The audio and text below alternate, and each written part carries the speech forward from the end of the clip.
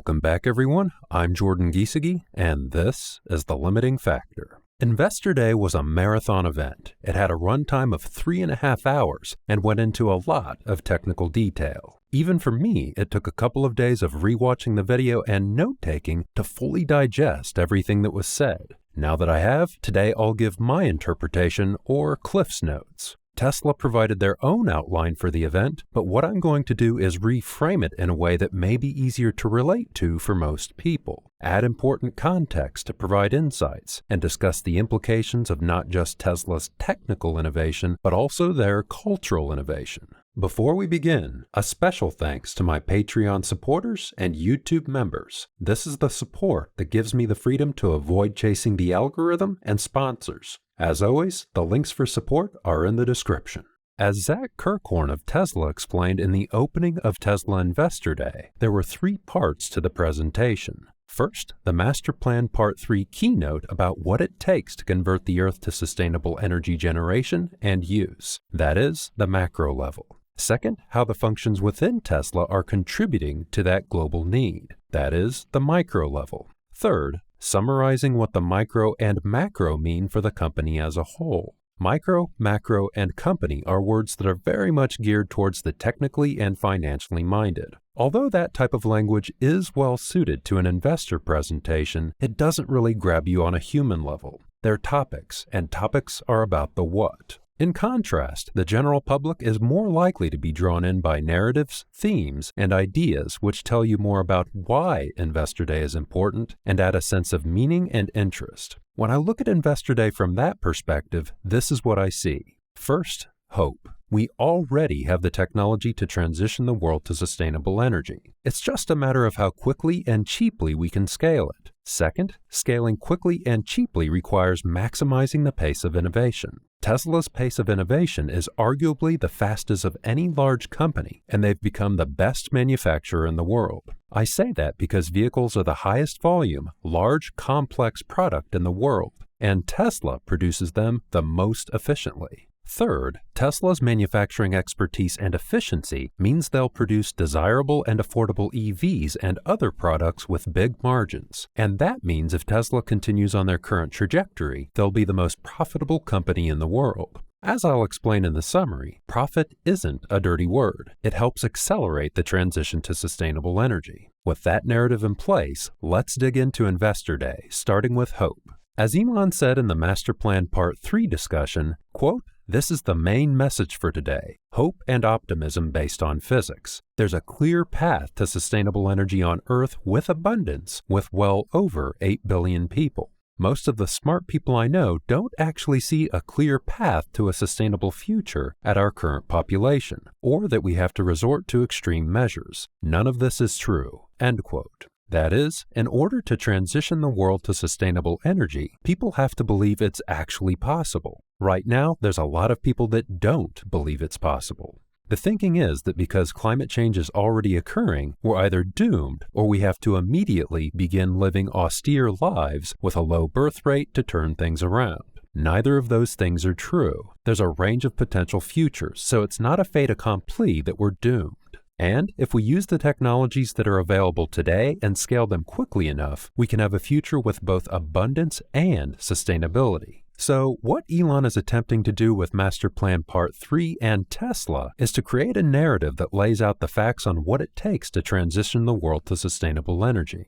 In other words, he's calling bullshit on narratives that are bleak and fatalistic. Again, this is critical because people are more likely to take action and support something if they believe it's possible. On that note, let's get into the presentation to check out the broad strokes of Master Plan Part 3. The first thing Elon said was that there will be an actual white paper released for Master Plan Part 3. When that comes out, I expect it will include a lot more detail and the actual calculations that back up what was shown in the slides. The first slides of the presentation covered topics like the efficiency of a sustainable energy economy, the total amount of energy capacity that needs to be built out, and the breakdown of energy usage by sector. That is, it was an outline of the requirements of moving to a sustainable energy economy. Defining those requirements is important because much like anything daunting, if you define it and break it down, it becomes less daunting and more manageable. Next, Drew and Elon covered raw materials. From my perspective, this was the most important part of Master Plan Part 3 because if the materials aren't there to make the transition to sustainable energy, then we would have a reason to be fatalistic. But as this slide shows, at most, it'll take 30% of the most limited elemental resources to transition the world to sustainable energy. That is, the material is in the ground and we know where it is. However, there's an important point to call out here. Resources are materials in the ground that we know about. This is as opposed to reserves, which are resources that we know can be extracted profitably. Sometimes a resource is in such low concentrations or so difficult to extract that it can't be mined profitably. As the next slide points out, reserves which can be extracted profitably are growing. The message here is that when we start looking for materials, we find them.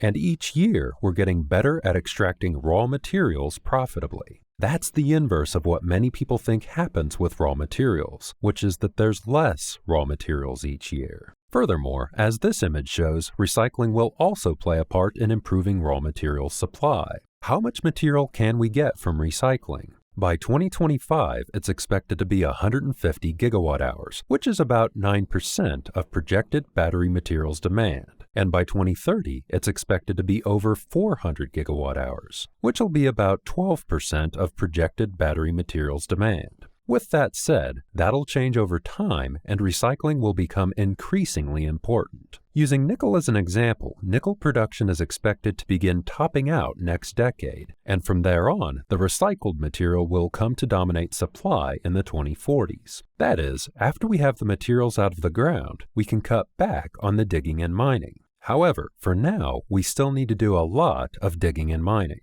This is the opposite of a fossil fuel-powered economy, which needs a steady stream of material in the form of fuel from cradle to grave. So, from a raw materials perspective, it's clear that we can transition the world to sustainable energy. The question is, how much will this cost us? In the next 20 years, we'll be investing $14 trillion in fossil fuels. That's actually more than the total investment that it'll take to transition the world to sustainable energy, which will cost about $10 trillion over 20 years. That is, from a financial standpoint, sustainable energy is a no-brainer. With all that in mind, let's address the most valid criticism of Investor Day and Master Plan Part 3. Although there is plenty of lithium in the ground, there's been a severe underinvestment in lithium mining and mining in general for the last decade. The shortfall of investment matters because it takes years to bring a lithium mine online, usually 5 years or more for a new mine. And that's optimistic. In fact, the lithium shortage has already begun, and it's expected to grow dramatically as the decade progresses. That is, the argument is that there was a gap in the Investor Day presentation. The lithium is there, and it can be extracted profitably, but how do we get those mines up and running in the next 2 to 3 years to address the serious shortfalls that'll start to arise after 2025? Let's look at what Elon said so far. First, at the resource level, Elon said that there's plenty of lithium resources in the world. As I said earlier, this is because he wants to counter the defeatist narrative that there aren't enough resources to transition the world to sustainable energy. Some people think Elon's making these comments to snub his nose at the mining industry by hinting that mining isn't a challenge or that he's using it as a negotiating tactic. I can't speak to that. I can only point to what he said and the context it was given.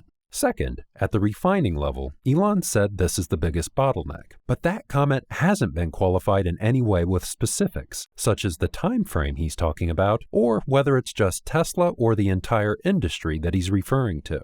Third, at the mining level, Elon says Tesla doesn't want to get into mining, but they will if they have to.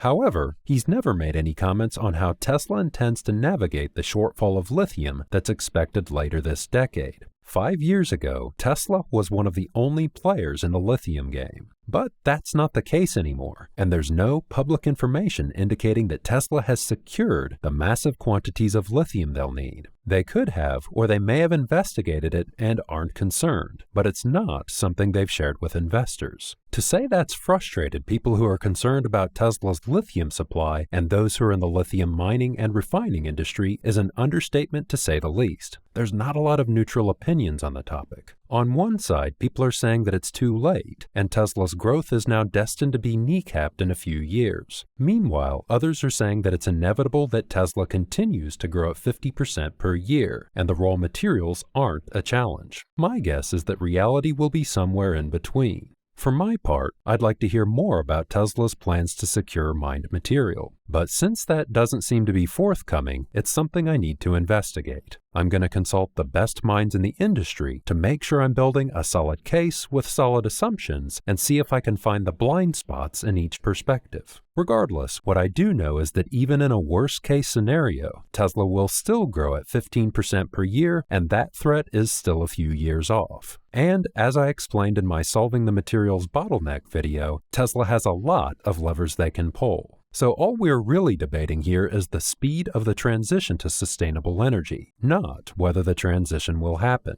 That is, Elon's core message of hope about the future isn't in question. We will have a sustainable future with abundance, and Tesla will accelerate that through their culture of engineering and problem solving. On that note, let's move on to the next two themes of Investor Day: Tesla's pace of innovation and profitability. Why combine these two?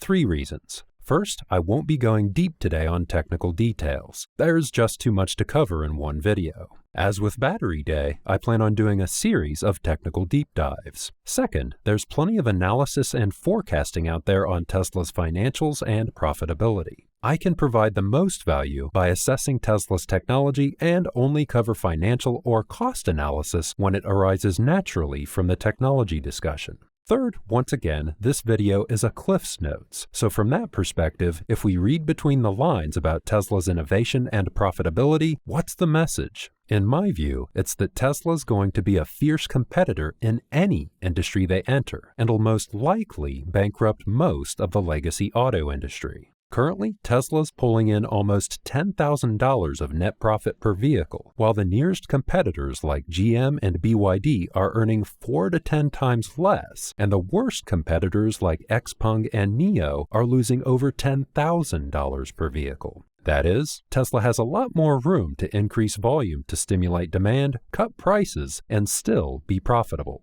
Then we have Investor Day, which was a hold my beer moment. Tesla showed how they're going to cut the production cost of their next vehicle by 50%. I'll likely end up doing a full breakdown of this slide in a future video, but for the purposes of today's video, I'll make 2 points. First, that Tesla will be the first Western auto manufacturer to make an EV at scale that's both desirable and affordable. The Chevy Bolt starts at around $26,000, but GM is selling it at a loss, and it's only being sold at low volumes. Tesla's upcoming compact vehicle will likely have a base price at or below the cost of the Chevy Bolt, with margins above 20% and a run rate of millions of units per year, while providing a much better value product for customers. Second, the cost savings that Tesla covered at Investor Day apply not only to upcoming compact vehicles, but also the Model 3 and Y, which already have margins of over 20%. So as production improvements are rolled out to those vehicles, we'll either see increasing margins over the next few years or reduced prices and higher volumes while maintaining margins. Obviously, they won't be able to cut the cost of the 3 and Y by 50% because a lot of the cost savings for the new vehicle will be due to its smaller size. But I think a 10 to 20% cost improvement is certainly doable, and I'll discuss that more in future videos.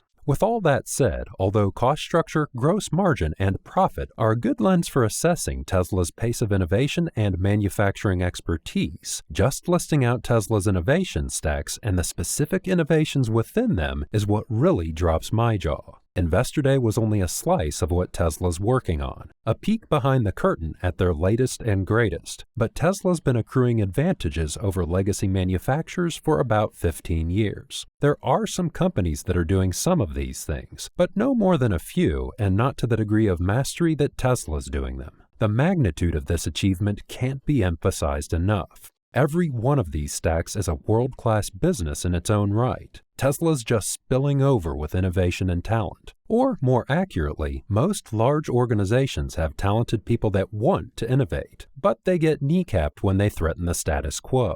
To see Tesla let rip the full talent of tens of thousands of people, for me, is jealousy-inducing in the best of ways. That is, Tesla isn't just innovating in what they do as a manufacturer. They're innovating at an organizational level. They're trying to build the best and most scalable hive mind, or cybernetic collective. I'm sure, like all companies, Tesla has some bureaucracy, but every report I've heard out of the company is that it doesn't last long, and where it does begin to take root, Tesla shakes free of it. So, although Tesla's pace of innovation and profitability are closely linked, both arise from Tesla's culture. Everything is downstream of culture, but culture has to start somewhere. That origin point is Elon. He motivates employees through purpose and meaning rather than high pay. For a certain subset of the highest performing people, meaning is such a high priority that they'll pursue it even if it's painful. The image on screen does a good job of illustrating this. If we look at Tesla and one of Elon's other companies, SpaceX, we can see that they both have the highest levels of stress and the highest levels of job meaning of all the top tech companies. However, the pay is towards the bottom of the list. It's a special forces mindset where excellence and doing something for humanity is its own reward. And for me, this is why I originally invested in Tesla and what inspired this channel. The special forces culture, the dizzying pace of innovation, and the opportunity to own a piece of that. Tesla's the most interesting company in the world, and at a minimum, we're witnessing a masterclass in how to run a company, but also something historic. In my view, if Tesla continues on its current path, it'll likely be the most profitable company in the world, if not the last 500 years of the modern era. But rather than building a business off the back of mercantilism or fossil fuels, Tesla's actually doing something inspiring that speaks to our better angels and improves the likelihood that the future will be good. In summary, Tesla Investor Day was framed around the macro, micro, and company levels. Whether purposely or not, it was focused on what Tesla's doing and didn't place as much emphasis on spelling out the why. That is, the implications or a narrative structure. For the technically minded, the implications of each slide were obvious and didn't need to be spelled out. However,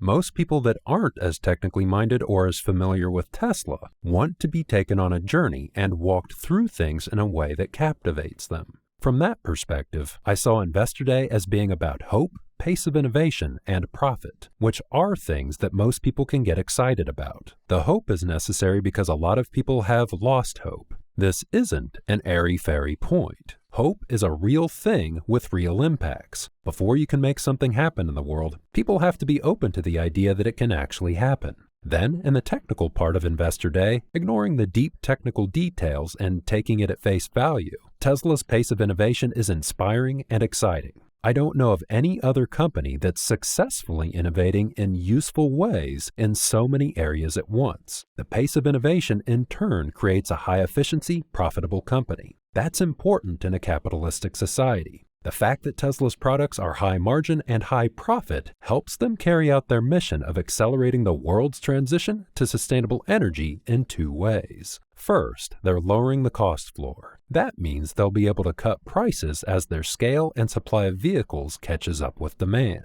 Second, the profit from those vehicles gives them a strong financial foundation to weather storms, a war chest for growth, and political and economic clout. Then, looking beyond the key points of Investor Day, everything we saw from Tesla on Investor Day is downstream of its culture. In order to maximize the output of a company, you have to maximize the potential of each individual within that company. As most companies grow and become more bureaucratic, they squander their economies of scale. Planned meetings, reaching consensus, and documentation become the primary outputs. That is the opposite of a startup mindset. Whereas with Tesla, despite having well over 100,000 employees, they've maintained a startup mindset. The end result of that is that in several areas, Tesla's more than 5 years ahead of most competitors. And when viewed as a set, there isn't a competitor that's even attempting more than a handful of the challenges that Tesla's already solved. 5 years doesn't sound like much, but 5 years ago, Tesla wasn't profitable. Now, 5 years later, Tesla is getting 20% plus margins while selling their EVs at or below the cost of comparable EVs. What happens when Tesla continues to cut costs and prices and is also building millions of units of production capacity? Other automakers are already teetering on the edge of bankruptcy, and with Tesla's increasing market share, I don't see how they'll survive except for government bailouts. I could go on, but that's a topic for another day. Finally, as I said earlier in the video, I'll be making a series of videos on Investor Day. Those will be interspersed with other topics such as Tesla patents, sodium-ion batteries, and LMFP batteries. One of the first videos I'll make will be on Tesla's raw materials supply for batteries. Lithium looks increasingly tight beyond 2025, and so far, I haven't seen a comprehensive analysis out there on how that'll specifically affect Tesla as opposed to the broader EV market. If you enjoyed this video, please consider supporting me on Patreon with the link at the end of the video or as a YouTube member. You can find the details in the description. A special thanks to Doug Devine for your generous support of the channel, my YouTube members, and all the other patrons listed in the credits. I appreciate all of your support and thanks for tuning in.